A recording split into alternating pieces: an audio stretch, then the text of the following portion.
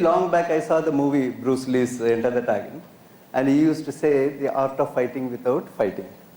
So you must know how to add value without adding value. The more you grow, most often we add value which is not being perceived good by the operating people. Thank you for that. Oh, well, with that, we have about 20 minutes is what the clock here tells me. So if there are any questions from the audience, anything specific, floor is open now. So if anyone has any questions, comments, thoughts to share.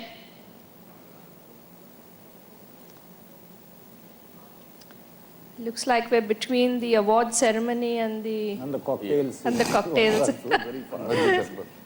Yes, please.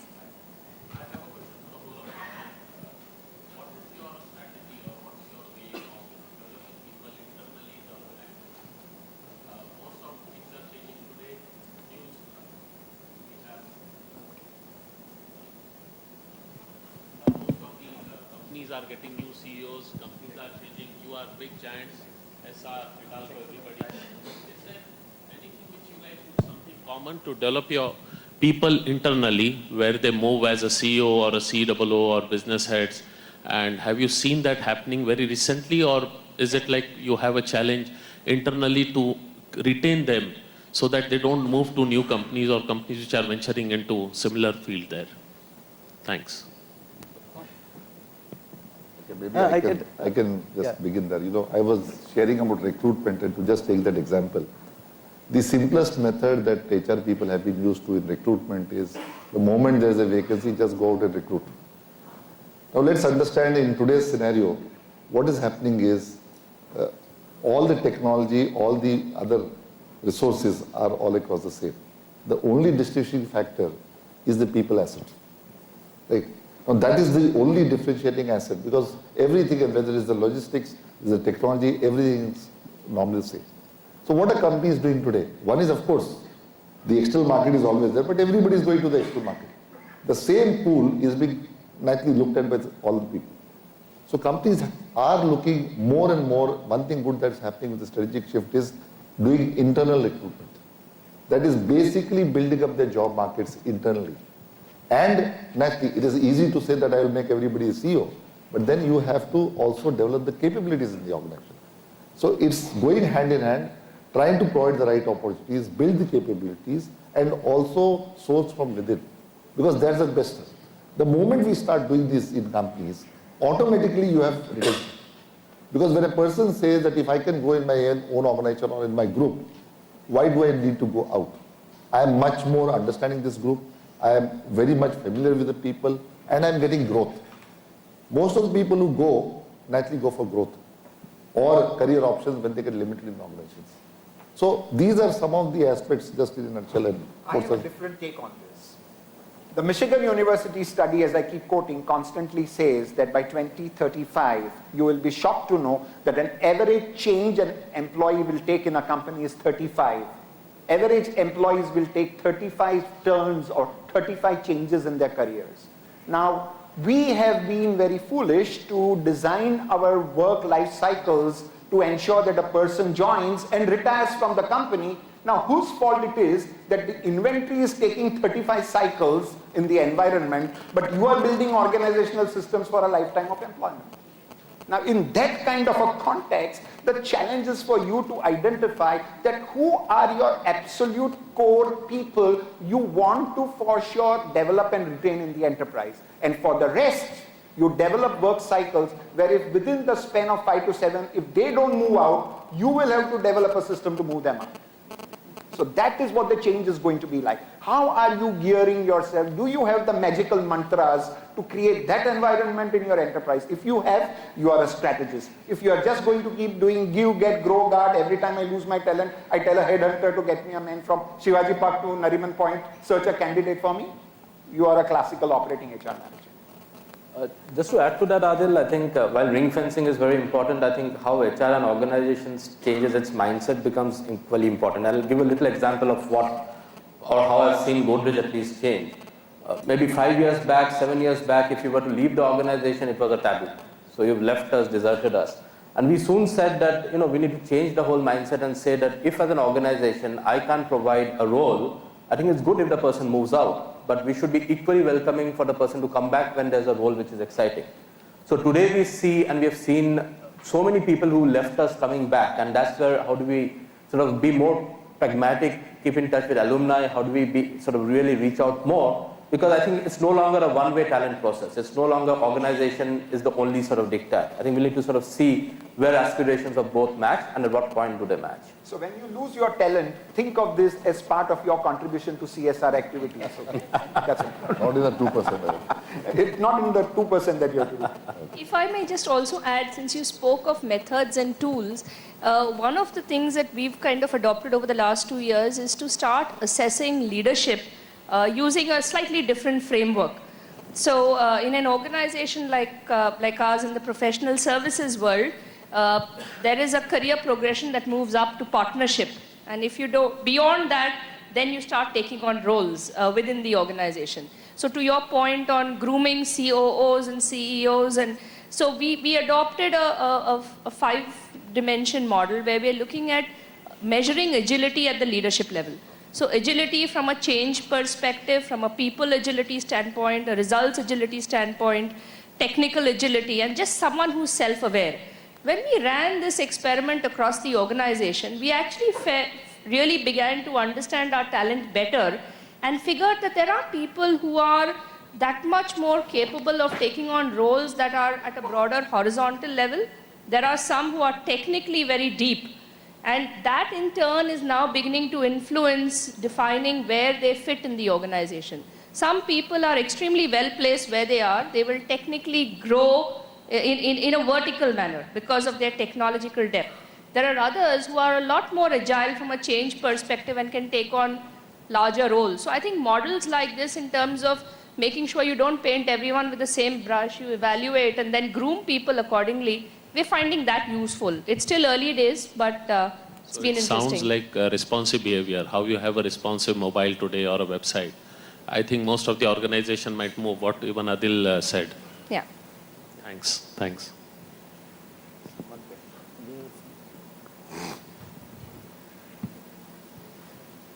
Someone else asked it too. Maybe they can address to All right. specific individuals. No? That will be better. Good evening, sir. It was a pleasure listening to all of you. While all of us agree that the role of HR is changing from being the support service provider to a strategic partner, my question is a very fundamental question. I want to know that what are those key competencies which you see is going to make an HR professional successful in the near future? Because the way HR's role is changing, obviously the competencies are also changing for an HR professional. So if you could tell me some, 4 or 5 competencies I as an HR manager can practice so that I can see myself as a successful person, just like all of you honorable people. Only one is enough. Torch bearer of uprightness. You should become a torch bearer of uprightness. If you follow that, everything will fall in place. If you could also tell me some functional competencies which... Functional competencies will change based on business exigency. So let me tell you. Number 1, develop an ability to see the unseen. Number 2, learn what is the concept of how do you create value in the unseen domain. Because all business is about value creation and not in areas which you can see but in areas which are unseen. Number 3 is get your financial orientation absolutely right. Number 4, get your change management, OD, transformational understanding very, very clear. How businesses change from the state of their discovery to the state of their dream, and how do you lead an organization to that. And 5th, learn to be caring towards your people. If you develop these, you are a strategic business partner. Thank you so much, sir. There's a lady asking. Good evening. My name is Raghu. I'm from Siemens Limited. My question is, any one of you can take the question. There is no doubt that HR has come a long way, from time office, personal management to where we are today. We are talking about strategic HR. Do you think we as a function got stuck with this concept? And what do you think is the future of HR? Because we don't see any new concept, any new theories that are being talked about. Even I have heard that Dave Ulrich himself feels that he doesn't see the future because everybody is still talking about strategic HR and we seem to be stuck with this. Except for you mentioning about the human engineering. We are going to go back to human engineering or something like that you mentioned. What is going to be the future? What is next after strategic HR? So, I don't sort of necessarily agree with it. I think there's a lot of buzz around strategic HR, and somewhere I think it's also becoming a cliche which everyone's sort of following. I think what we need to do is to kind of understand the kind of depth and research which is happening in different academic institutes and different parts of the world on various subjects. Recently I was sort of exploring and talking to a few people around how do they really even understand human behavior. Yeah, so I think again, if you really look at human behavior, it's a science which has been existing over decades. But the kind of depth and discovery which is happening in these sciences, which really we as HR professionals don't really get into, I think may add a lot of value in the way we look at people and people decisions. The other area which I could sort of talk about, which we really never thought so much about, are really as organizations become global, how do we really manage people in a global organization? I was recently in a program with INSEAD, and to me, I think the kind of learning we had was very, very different. And to me, I think it's as strategic as the cliche of strategic HR is. So it's not necessary that HR is really stagnated. I think there are a lot of subject research which is being done, which is not being coming out to the fore, and we possibly become into that whole well trying to look and discuss only things that we know about. I think if we sort of move out and see what's happening in the world and bring them to see how we can apply them, I think that's critical. I think there's a lot of work and knowledge that we should be able to apply. And if I may add to that, I do believe the demographics have been changing over the years quite significantly.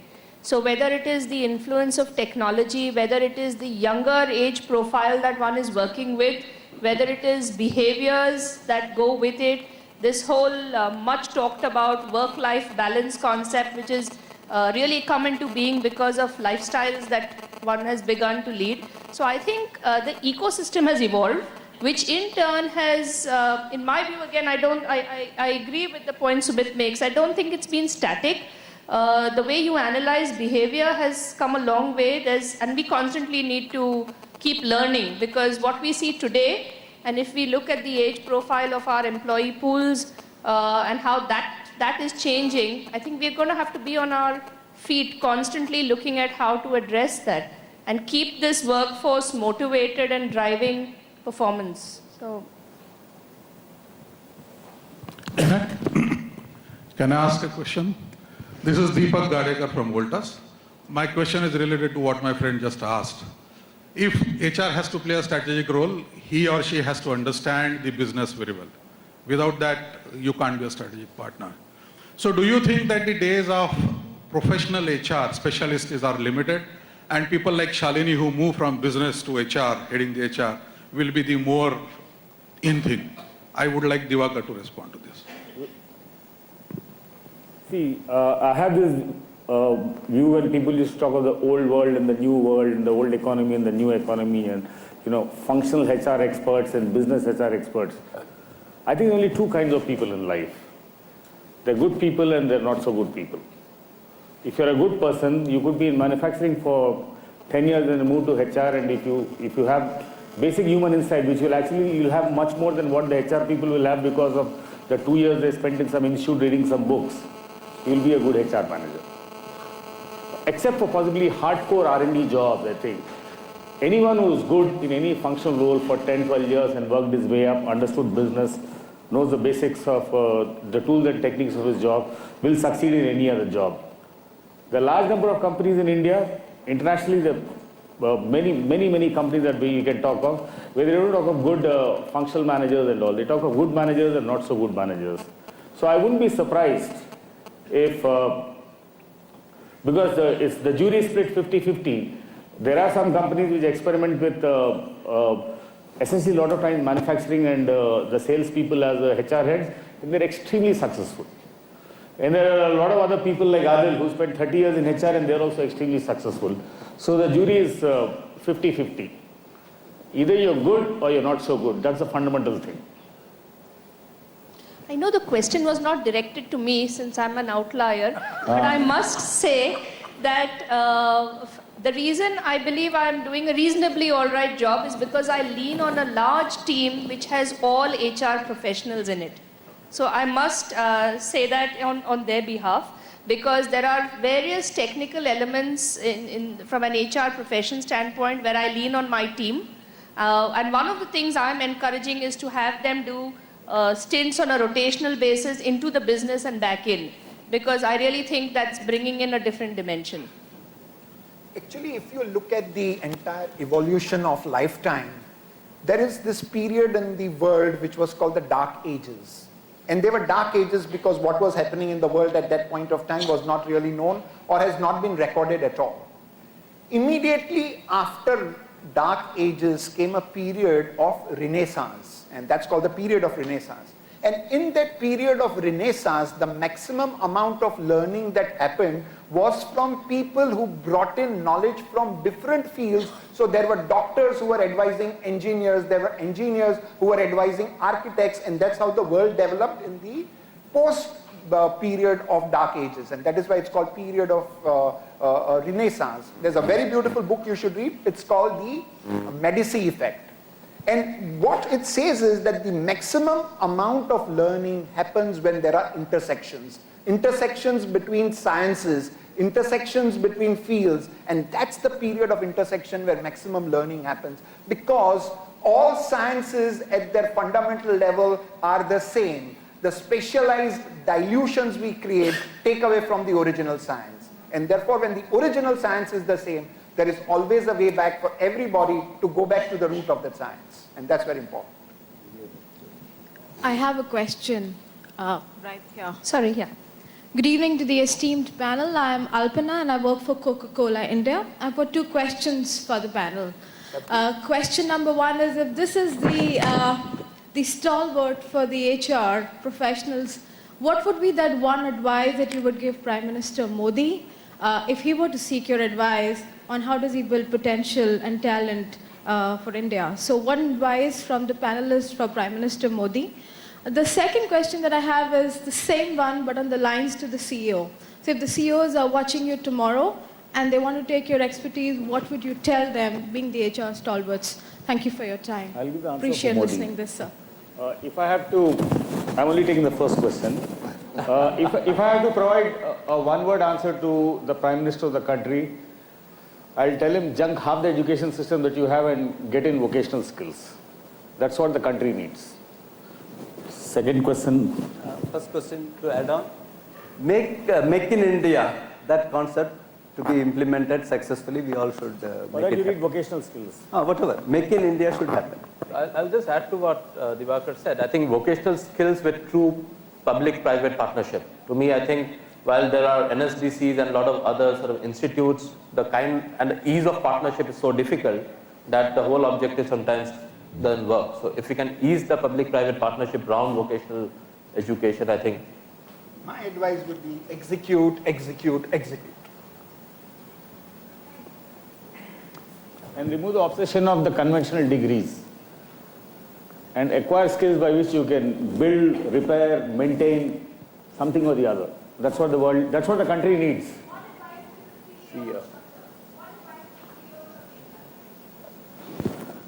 I can only add that what people are saying is the focus on skill and capabilities is what organizations do. And if that is executed well, as I said, so it's not very different, ma'am. The company or the country. Shalini? Yeah. We have our last 2 minutes, so perhaps One question.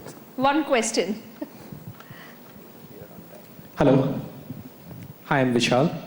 We're talking about moving from function to strategy for the HR department.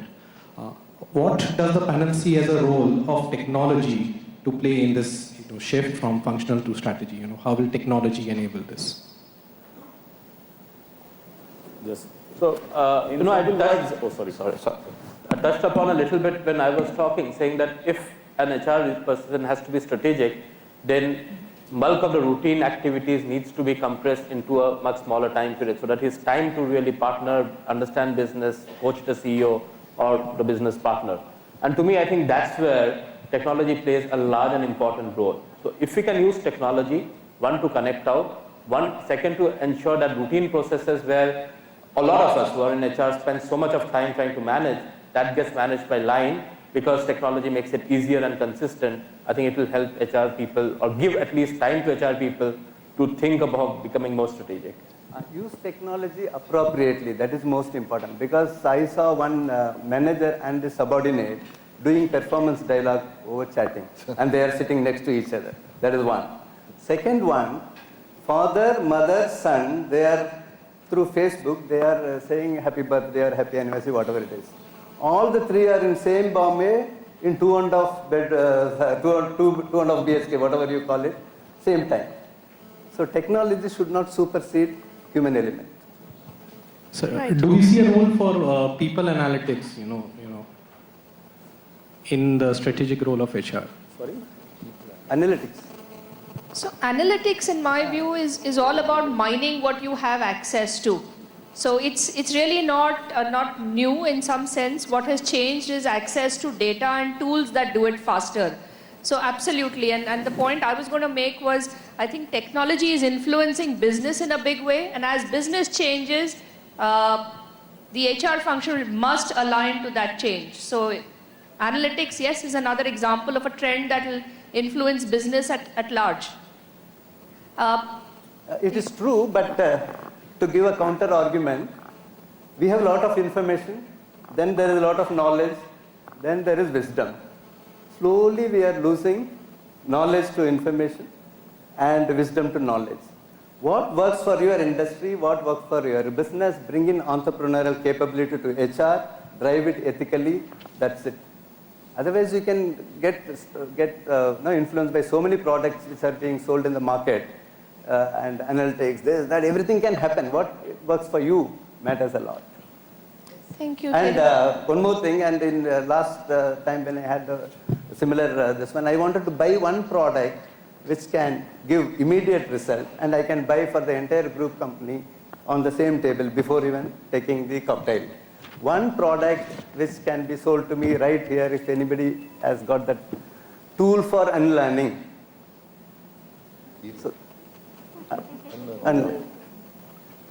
So we have enough wisdom. Please implement, talk to people, and talk to your shop floor operators. They will give you better suggestion for improvement in productivity rather than strategy consultants. Thank you, Thiru. Well, we're kind of over time. We've shot our time limit.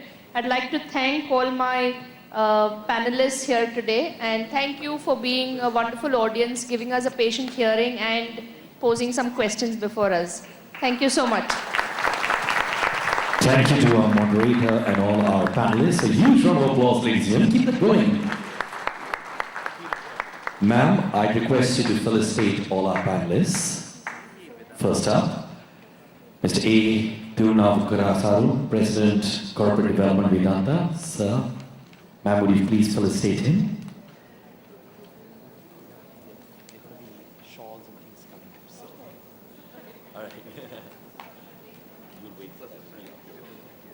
All right, ladies and gentlemen, while the felicitation is going to happen in a few seconds from now, the ETH feedback form is in the kit which is lying with you. I request you all to please fill that feedback form and leave it on the table. It really means the world to us.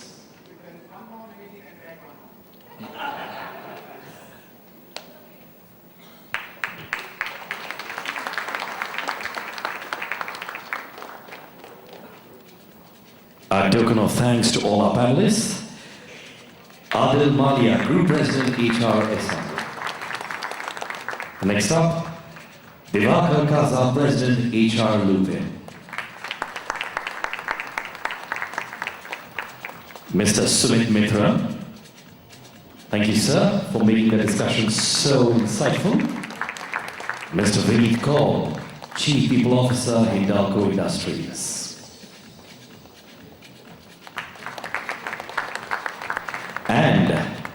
May I call Mr. Sudhakar Arappa, founder and CEO, Careerista.com, to felicitate our moderator, Ms. Pilla, as well, please.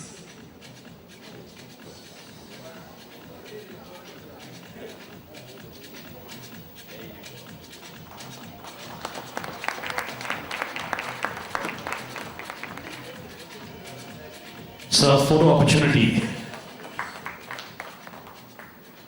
I request our panelists and the moderator to please take their seats as well. And thank you so much.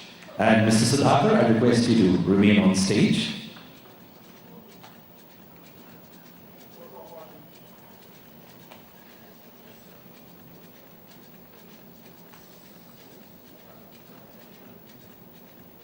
Like I said, ladies and gentlemen, the ETH form, please fill that up and leave it on the table. I request our panelists and moderator to take their seats. In the meanwhile, I request Mr. Sudhakar to give us a special address, to remain with us on stage and give us a special address on creation of globally able workforce through technological advances. Mr. Sudhakar, it's all yours. Thank you. Ladies and gentlemen, a round of applause for him as well, please. Thank you. Good evening, ladies and gentlemen. Sorry for keeping you a little late. So I'll keep my speech a little short and crisp. Technology today, is permeating every aspect of your life. So being a HR fraternity or creating a globally able workforce is a reality, and it is being enabled by technology. If you look at the way technology is touching every aspect of our lives, HR is no limitation. Technology has enabled us to actually create, if you look at women who are, who used to go the family way,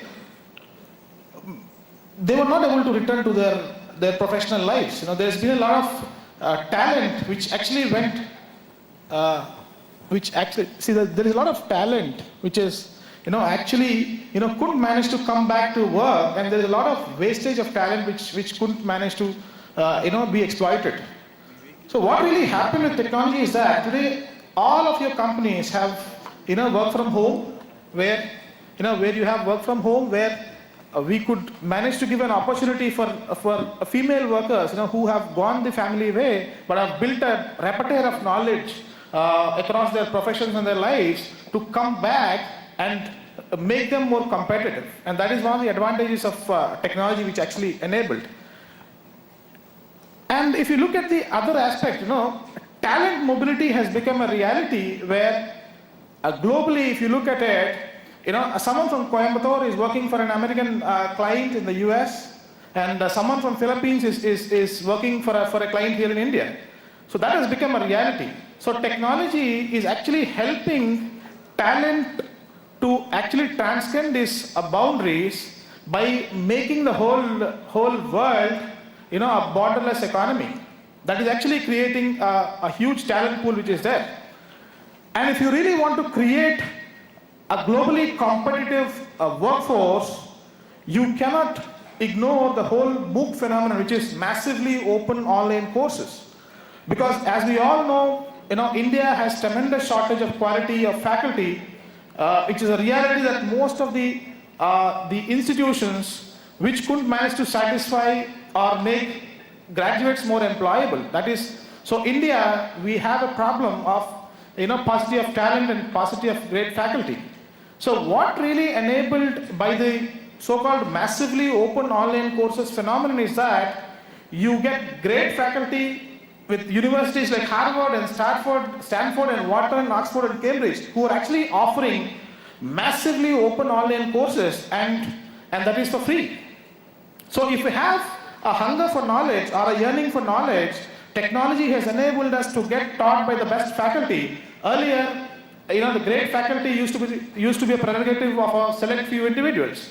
Some of them were fortunate to go to top-notch institutions like IITs or MITs or Harvard, but a majority of them couldn't manage to pursue their education because of the shortage of quality faculty or shortage of quality institutions. What technology enabled us today is take the entire barrier away in learning, where people today, irrespective of the location or the domicile, could manage to get learning from the top-notch faculty wherever you are and whatever time you have, that created an immense potential to create a globally abled workforce. So leverage technology, leverage open online courses. There are a whole host of courses which are available, and there is great quality of content which is available. So include that in your training and development curriculums. Make it available for people. Make it available and leverage technology to create a globally able workforce, because talent today transcends boundaries, and you as HR professionals should be at the forefront in leveraging technology to build a world-class and top-notch learning organizations and create a global pipeline of talent, not just for India, but for the world as a whole. So I would drag it, and thank you very much.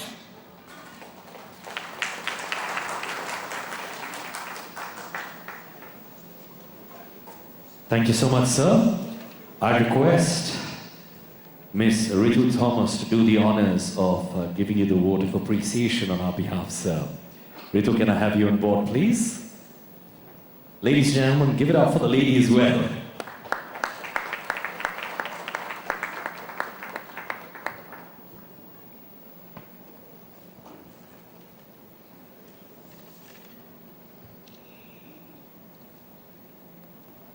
Thank you so much, Sudhakar.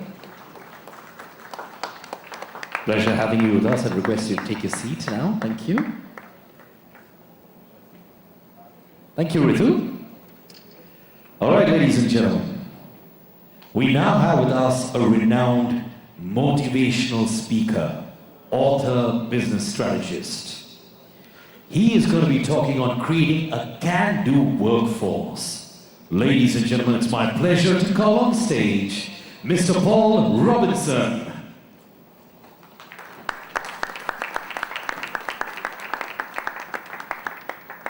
Hello. Would you all please stand up, because I have a theory that says if your butt goes numb, the brain follows. All right. Could you also, if possible, rub your shoulder to the person next to you?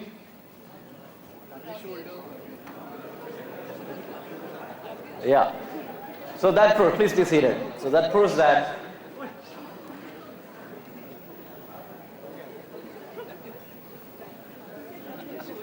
all right, my name is Paul Robinson. I'm a motivational speaker. Unlike you, I don't have a real job. So I will be talking to you about creating a can-do workforce. So before I start, I want to tell you this. I don't want you to agree with me for whatever I'm going to say. I also don't want you to disagree with me either. So suspend the judgment and sit back. So take it like a day one. Take it like a day one. In fact, that's an interesting word coined by Jeff Bezos, the founder and CEO of Amazon.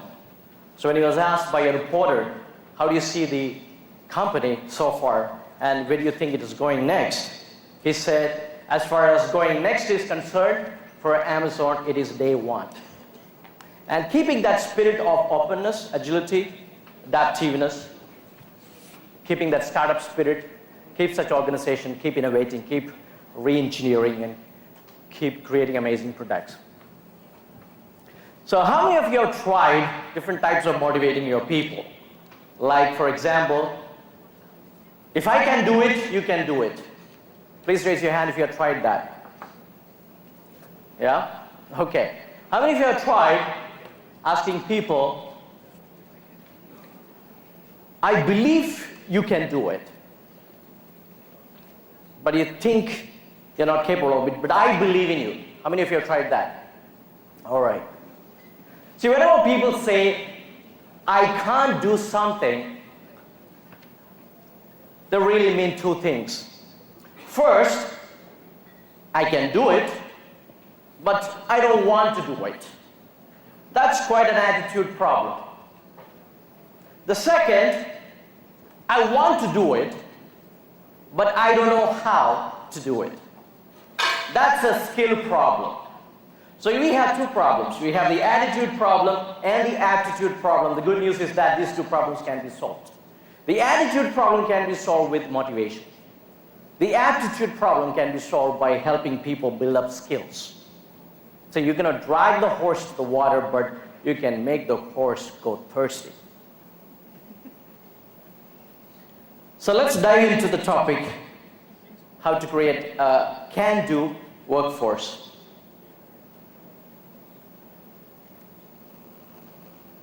One second. Can I take the laptop? Today, point number one, the number one motivator for all the employees, the number one motivator is the environment. How many of you agree with that? The number one motivator for any organization is the environment, the culture, the air at your office. How many of you heard the phrase, culture is better than strategy? Right? Also heard, culture eats strategy for breakfast, lunch and dinner? There are two companies in the United States that gets almost 1 million unsolicited resumes. Can you name those companies? Not Amazon, not Apple. One is Google, you're right. What's the other one? No, it's Procter & Gamble. Now, what do you think people want to work for Google? For a search engine company? Is that what they want to work for a search engine company? What do you think is attracting them to send almost a 1 million resume every year? It's the culture, isn't it? So when we talk about strategic shift, I think one of the key responsibility that we often ignore is that the human resource people are the architects to build this amazing culture for this organization. Because if you have a great work culture, you can attract talent and you can retain talent. It's true or false? If you have a great work culture, you can attract and retain talent. The question is, how do we build a great culture? See, all great cultures are built on certain rituals. And if you have some rituals, which is unique and different from the rest of the organization, you can build a culture. And those rituals are built on your values. This is where we put our corporate values into good use. So we create the air. The way we do things around here is different. See, most of the organization, they can copy your product, they can copy your services, but they cannot copy your DNA. That's your culture. It's very important as people that we build an amazing culture that attract and retain great talent. And to make that culture happen, you need to have great leadership at all levels. We need to have a culture where everything has to be more transparent and more trustworthy, and where trust is more encouraged. An interesting term to use, trust, these days, because it's a very strong word. It is stronger than the word love. Because when your wife tells you, I love you but I don't trust you, you know what that means. But the kind of trust that you can build within your organization with the people, which is very important for sustaining greater success. I'm not talking about the trust where you can have mutual expectation from each other. I'm talking about trust that you can build on vulnerabilities. I'm talking about trust where you can be vulnerable, and vulnerabilities build great trust. That shows amazing transparency to the rest of the people. Now, what is this vulnerable trust I'm talking about?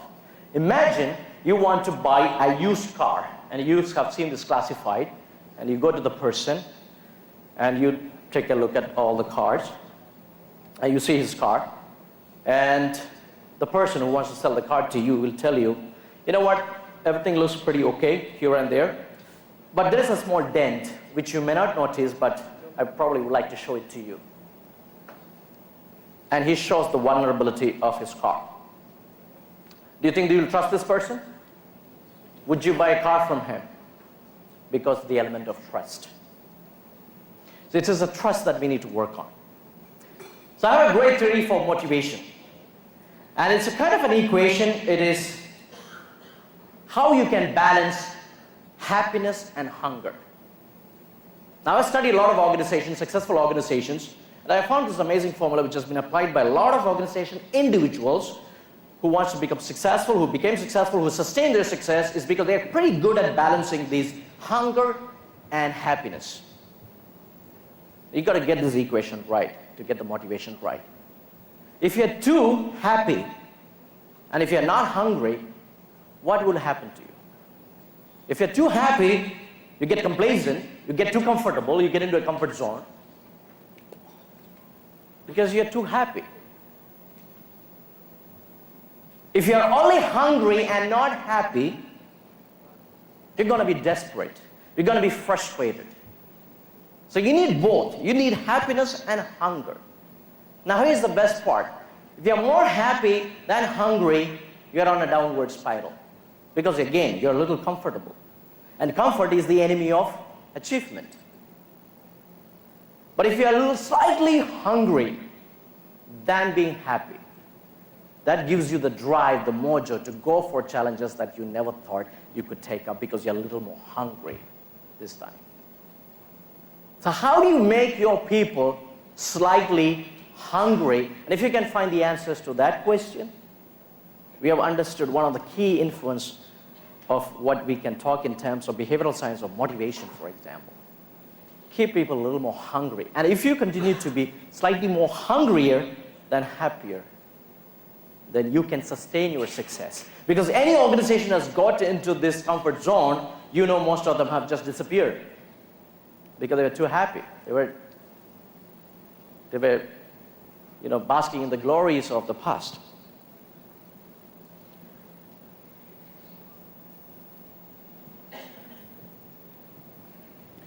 So the three things that I want to talk to you about, the point one which I've already spoken to you about is culture being very important, the right environment to having a great work culture. You should have a strong, and what makes that great culture going is to have a strong leadership at all levels. Either you can have one leader or you can have multiple leaders, or you can have a leadership engine that everybody is self-directed, self-driven, and moving in the same direction. Also a place to grow with autonomy and significance, where people feel important and appreciated, but also the information flows freely, that people at the top management don't hold on to information as a sign of power, rather they choose to share it with the rest of the people, and to have trust and collaboration at all levels. Fact number one, we need to understand, if you want to make people do anything to have a great organization, you know that first we need to build people and people build organizations. We cannot work the other way around. So sometimes we get these paradigms wrong. We think growth and development are the same. No. Growth and development are two different things. You can grow a cemetery, but there is no development there. Development is something internal, something that we do with people. And once we achieve that development, we can grow. That's how we grow the organization. The point number two is that if we want to create a can-do workforce, why not work itself so intrinsically motivating and fun? Why can't work be fun? Why can't we turn the work into more enjoyable and engaging? So sometimes if you look at the designs these days, if you look at the offices, they still have these cubicles. Now we built these cubicles because there was a time we had desktops. And today people talk about bringing your own device and we talk about mobility. Why do we still follow the same pattern of putting people in the boxes? Rather just make them, go outside the box. In fact, a couple of researchers did this experiment of putting people inside the box and asked them to solve problem. They could not, because they were literally inside the box. And you put them outside the box, they could come out with creative ideas. So creating that environment that would make people think differently and doing things differently. Because if you want to really focus on intrinsic motivation, we need to get people to play their strengths so well. People playing at their strengths. Sometimes people talk about stress. It usually happens because those people are doing things which are not really good at. or they're not enjoying it too well. And they have stresses because they're having stressful thoughts. And that's it. Work when it becomes meaningful and when it becomes so purposeful. So when an employee knows that my work is meaningful and the organization has a larger purpose and I'm part of that small piece of the large jigsaw, then they feel like belonging there, so that they feel that they are contributing something to the community, to the customers, to the society, to humanity. So making them feel purposeful, where the organization share their true purpose and meaning with their people. That gives them the internal drive. Because people know what they do and how they do it. The problem with most of the organization is that they don't know why they do it. If you ask people, why do you do it? They don't have much of an answer.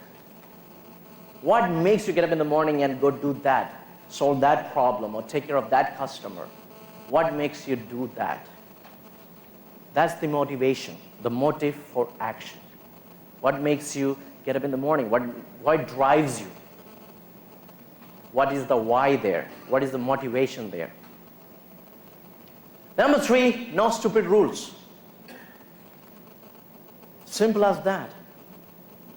If you can break a rule for your customer, that's a great customer-centric organization, right?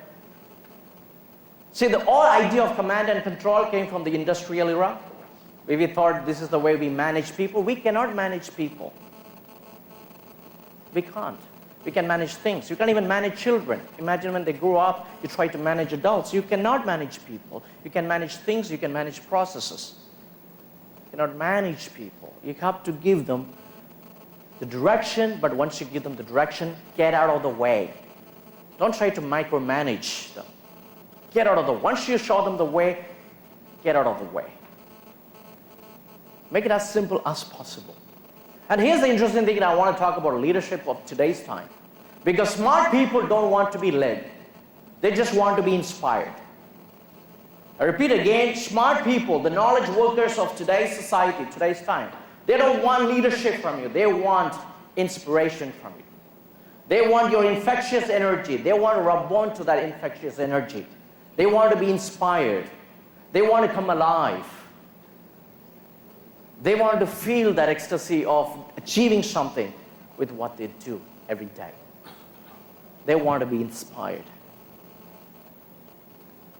And a couple of best practices we talk about. How many of you agree with me? Recognizing people for doing their jobs is a great practice. Please raise your hand if you agree with me. All right, I'm going to break that myth. I'm going to say stop recognizing people for doing their jobs.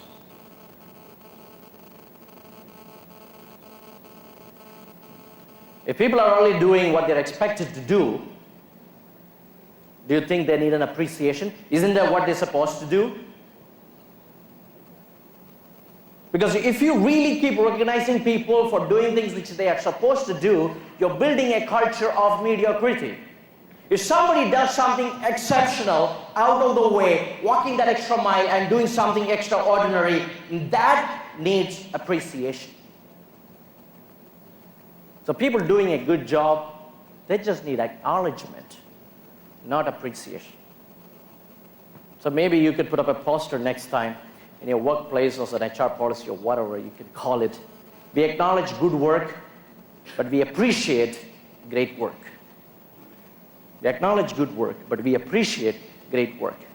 We appreciate people taking that extra effort in doing something differently, doing something different to the organization, taking that extra leap. For that we appreciate. So next, best practice. When you hire people, you think this is a great practice. Do not hire people who disagree with you. How many of you agree with this hiring practice? Because hire people, definitely, who disagree with you. Because if you're hiring a bunch of yes men, we are not creating an organization. What we need to create is people who can think differently, act differently, who come with different perspectives. So what we need today in diversity, when you talk about diversity, what is it? It's nothing but perspective power. Different types of perspectives people bring to the table. So if a NASA organization has to build a new rocket and they have 99 rocket engineers, they're not going to hire the 100th rocket engineer. They're going to hire maybe a musician, an artist, or a doctor, or somebody else from some other field. Because somebody else who can bring in a fresh perspective. Because if everybody thinks alike, nobody is thinking. So we need to hire people who disagree with you. People who have got different perspective power. So the person you like the least could become the person you actually need the most. But whenever you do that, probably we look at only two things. Maybe value fit, culture fit. Can this person's value can fit into the organizational value? Can we all rub on each other's shoulder? Or does the person have a culture fit and the rest follows?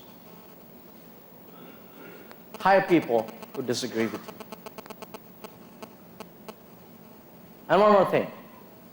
When you say we can do, and we know that money is not a great motivator. We already gone through that idea being, disrupted, that money cannot be a great motivator because nobody gets up in the morning and say, I cannot wait to go to work because they pay me so much. But I tell you, here's where money becomes a motivator. Money is a motivator for people to stop them from quitting their lousy jobs, to stop them from quitting the jobs they hate. So for that, money is a motivator. That's what money motivates. So the can-do is actually a possibility thinking. And whenever we talk about possibility thinking, we always think, okay, let's think about possibilities. I'm telling you, most of the time when we think about possibilities, we are not thinking about possibilities or what can be done. We are thinking about probabilities or what could be done within the frame of limitation. Because every time we talk about possibility, we are actually thinking probability. Let me prove it to you. Now, most of you have ridden a bicycle once upon a time in your life. You've ridden a bicycle. Okay, here's a question for you.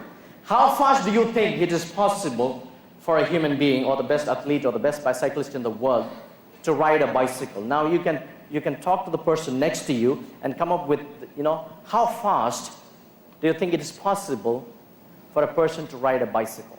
I'm talking about possibility thinking. So let me see how much of possibility thinker you are so you can talk to the person next to you and come up with the number.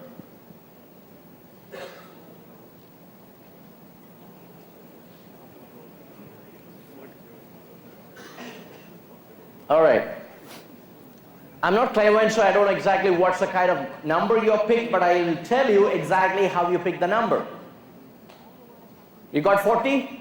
Somebody got 40 kilometers, 60 kilometers, 80 kilometers? Yeah. So you would have probably doubled your speed or quadrupled your speed. So whenever you want to think about possibility, you're usually not thinking forward, you're thinking a little backward. You're trying to compare it with something that you have achieved or probably you would have seen. So whenever somebody says, what's our next year's sales going to be? You're definitely going to look at last year's sales. That's how you're going to project your future, how next year's sales is going to be. If you want to talk about what is going to happen next year, you're definitely looking backward. You're not looking forward. We think we are possibility thinkers, but we are not. We are more of probability thinkers. Anybody got anything like 250 kilometer speed? Well, that's the record. It's more than 250 kilometers of speed. That's the speed at which a person has ridden a bicycle. His name is John Howard, 3-time Olympian. He did it at 254 kilometers per hour.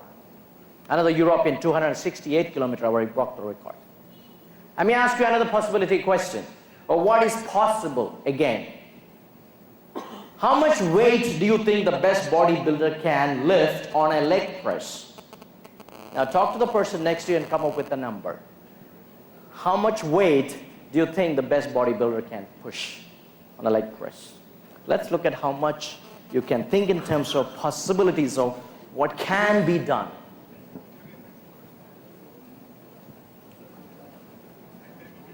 All right? Anybody? Volunteer? Tell me a number. Possibility? 30 tons. How much?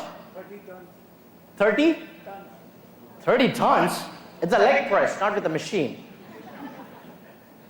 On a leg press. Well, that's a wild possibility, isn't it? Anybody else? Something close to the reality? All right. It's 1,054 kgs. A bodybuilder named Ronnie Coleman did that. And talk about, how many of you got less than 1,000 kgs? Please raise your hand. Most of you. You know, sometimes possibility is much beyond our imagination. That's what possibilities are. So when we make people to think of possibilities where we can do something, we need to look forward, not backward. It's like the Roger Bannister story, which you may be familiar with. In 1954, Roger Bannister became the first athlete to run a mile under 4 minutes. Till then, everyone told it is impossible to run a mile under 4 minutes. The doctor said it's humanly impossible, physically not possible at all. And a lot of athletes have tried and failed. Until Roger Bannister in 1954, he ran a mile under 4 minutes. The interesting thing is this. The moment he broke the record and made that happen, 16 other athletes could achieve the same feat in the same year. So what happens to human possibilities, or what is possible, what is that we can do? See, most of us are followers. We are waiting for a Roger Bannister to come and show us what is possible. But my message to you today is this: to be that Roger Bannister, to be that leader who takes the leap, to tell your people, because the best way to lead is leading yourself in a direction so that other people can follow what you do than what you speak, right? So be that possibility thinker. The next time somebody brings into the proposition to you of, is this possible? Look at it from a possibility angle. Suspend the judgment and look at it from a possibility angle. Anything is possible unless somebody does it, right? And everything was impossible until someone did it. So be that possibility thinker. So suspend the judgment and assumptions and think in a very large scale. So often it happens that we go to a meeting, right?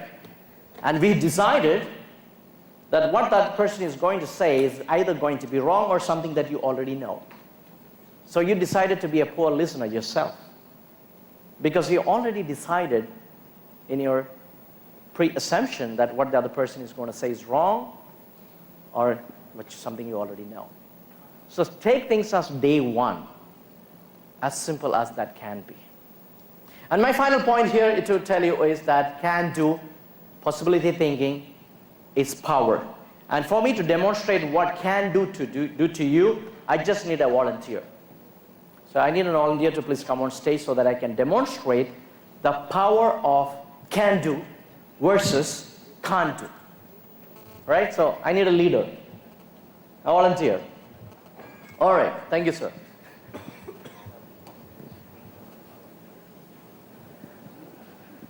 All right. Could you?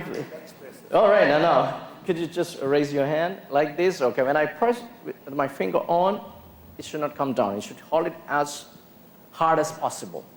So how much pressure I put in, you should stay steady on that. All right. So this is what you got to do. You got to repeat after me. You got to say, I can sing. I can sing. Okay. I can dance. I can act in movies. I can speak in public. I can manage things. I can lead people. All right, it's pretty strong. Now, I'm going to say I can't, and you got to repeat after me, okay? I can't sing. No, you just leave it as it is, okay? I can't sing. I can't dance. I can't manage. I can't lead people. I can't talk in public. Okay, he's an exceptionally strong man where the experiment has failed.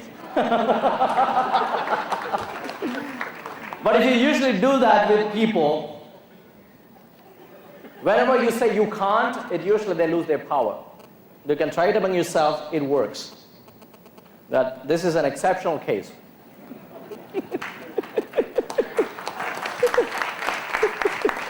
There's so much of willpower, so much of subconscious programming that disconnects with this determination of what is possible. So I just want to leave you with this, and before you do that, I only want to take your hands up. Okay? Give a tight squeeze on a count to 3. Okay? When I say 3, give a tight squeeze. The best squeeze you can. Okay? Everybody, please ready. Okay? All right. 1, 2, 3, squeeze. All right, let's do it again. And I think we can do it better than this, right? 1, 2, 3, squeeze. Hold it. Squeeze more. One more time, the best squeeze ever. Squeeze. All right. Did you find any difference for the first and the last? Yes. Right? You could squeeze more, right? Yeah. Right. Not the best squeeze ever, right? You can keep squeezing more. There's room for improvement. There's room for squeezing more. Now, the question is, what happens when you